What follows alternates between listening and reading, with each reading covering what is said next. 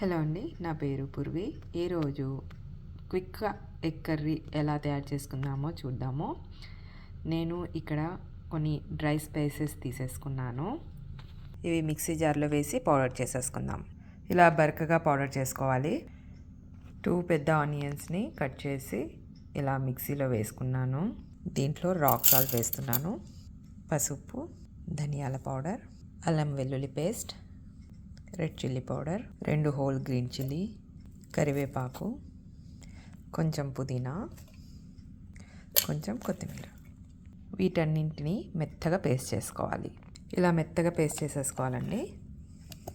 Pan వేడి అయిపోయిందండి. ఇప్పుడు దీంట్లో ఎగ్స్ ఘాట్లు పెట్టుకొని మనము దీంట్లో కొంచెం వేయించాలి. ఆయిల్ వేసుకున్నాము. ముందుగా స్లో ఫ్లేమ్లోనే మనం దీన్ని కలపాలండి. ఇలా చేస్తే ఏమవుతుందంటే మనకి మంచిగా ఎగ్స్ అనేది వేగుతుంది. అదే ఆయిల్ వేసేసామనుకోండి ఇది ఎగురుతుంది అన్నమాట. అది సో ఇప్పుడు దీంట్లో మనం ఆయిల్ వేసేసుకుందాం.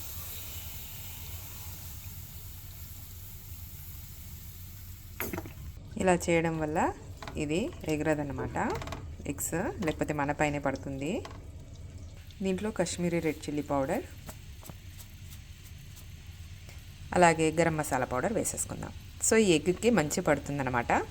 ఇలా ఘాట్లు పెట్టుకోవడం వల్ల దీంట్లో మనకి ఈ మసాలా అనేది వెళ్తుందన్నమాట. ఎక్కువ వేగనియద్దండి. చూడండి ఎంత మంచి బబుల్స్ వస్తున్నాయి. సరిపోయింది. ఇప్పుడు ఇవి తీసేస్తాను. ఇలా అన్నీ తీసేసుకున్నానండి.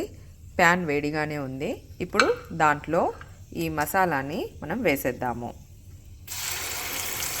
మొత్తం వేసేసానండి. మంచిగా కలిపేద్దాము. మీడియం ఫ్లేమ్లో దీన్ని మంచిగా కుక్ చేసేసుకుందామండి. ఫ్లేమ్ మీడియం ఫ్లేమ్లో పెట్టేసి లిడ్ వేసేస్తున్నాను. వాటర్ ఏం వేయలేదండి. అదే మిక్సీ జార్లో టమాటాలు కూడా వేసేసాను. 2 టమాటాలు తీసుకున్నానండి. దీన్ని కూడా మనం మెత్తగా మిక్సీ చేసేసుకుందాం. చూద్దామండి, మంచిగా ఉడుకుతుంది. ఇంకా ఆయిల్ కూడా బయట వచ్చేసింది. వాటర్ వేయకూడదండి, ఇలాగే కలపాలి. మంచి స్మెల్ వస్తుంది. ఇంకొంచెం మంచిగా స్మెల్ వచ్చిన తర్వాత మనం టమాటా ప్యూరీని దీంట్లో వేసేసుకుందాం. వాటర్ వేయట్లేదు. మంచి స్మెల్ వస్తుందండి. ఇప్పుడు టమాటా ప్యూరీ వేసేసుకుందాము. టమాటా ప్యూరీ ఇంకా ఆనియన్ పేస్ట్ 2 మంచిగా ఉడకాలండి. మీడియం ఫ్లేమ్లో కుక్ చేసుకుందాం. ఇలా ఉడుకుతున్నప్పుడు మూత తీయకండి, ఎందుకంటే అది మీ మీదనే పడుతుంది. ఇప్పుడు స్లో ఫ్లేమ్ చేసేసుకొని కొద్దిసేపు దాన్ని వదిలేసిన తర్వాత ఆ సౌండ్ కొంచెం తగ్గిన తర్వాత అప్పుడు మీరు మూత తీయండి.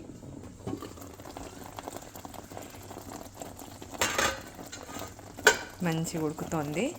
ఇప్పుడు దీంట్లో కడిగి పెట్టుకున్న నీరుని కూడా మనం దీంట్లో వేసేద్దాము. వాటర్ వేసిన తర్వాత మళ్ళీ మీడియం ఫ్లేమ్లో మళ్ళీ మూత పెట్టి ఉడికించుకుందాం. పసురు మూత కూడా యాడ్ చేశానండి. అన్ని కలిపేసుకుందాము.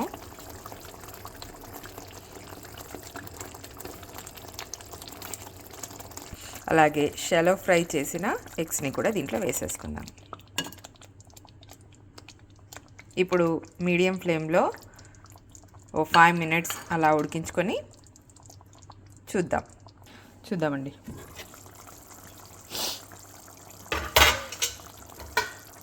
కలిపాము. మంచిగా కుక్ అవుతుంది. ఆయిల్ కూడా పైకి వచ్చేస్తుంది. సో మన యమ్మీ ఎగ్ కర్రీ రెడీ.